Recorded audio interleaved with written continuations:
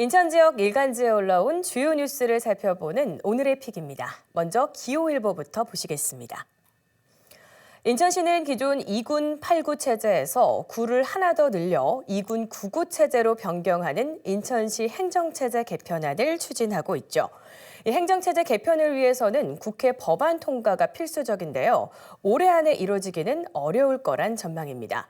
해당 법안은 현재 중구에 포함된 영종도를 분리해서 영종구를 만들고 중구 내륙과 동구를 합쳐서 제물포구를 만드는 내용을 담고 있습니다.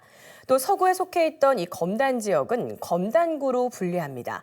이 법안은 지난 20일에 국회 행정안전위원회 전체 회의를 통과했는데요. 이후 법사위와 국회 임시본회의에서 최종 처리해야 하는데 아직 이 법사위에 상정되지 않았습니다. 27일 법사위 전체 회의가 예정이 돼 있었지만 일부 법안을 놓고 여야 간 교착 상태가 이어지면서 민생 법안들이 계류될 위기인데요. 인천시 행정체제 개편안도 영향을 받을 수 있다는 우려 높아지고 있습니다. 다음은 경기일보입니다.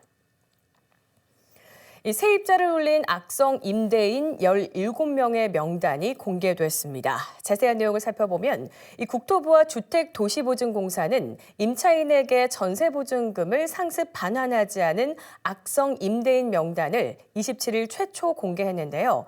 이 공개 대상은 과거 3년 동안 2회 이상 전세보증금을 반환하지 않고 채무액이 총 2억 원 이상인 임대인입니다. 명단이 포함된 이 악성 임대인 17명은 모두 수도권에 살고 있었는데요.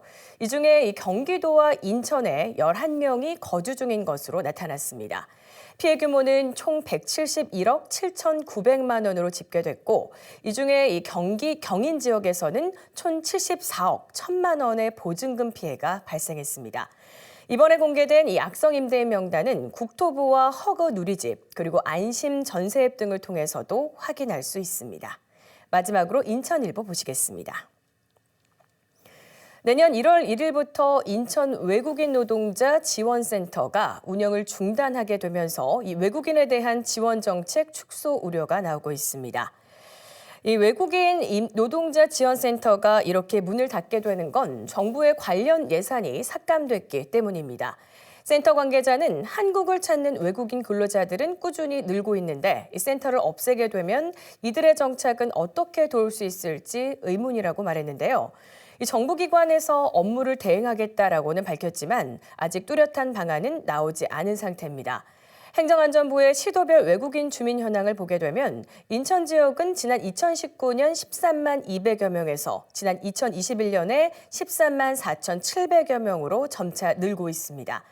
이처럼 이 한국에 터를 잡고 생활하는 외국인 수는 늘고 있는데 실상 그들을 지원하는 정책은 현실과 반대로 가고 있다는 비판이 나오고 있습니다. 지금까지 지역 일간지 기사로 살펴본 인천 소식 오늘의 픽이었습니다.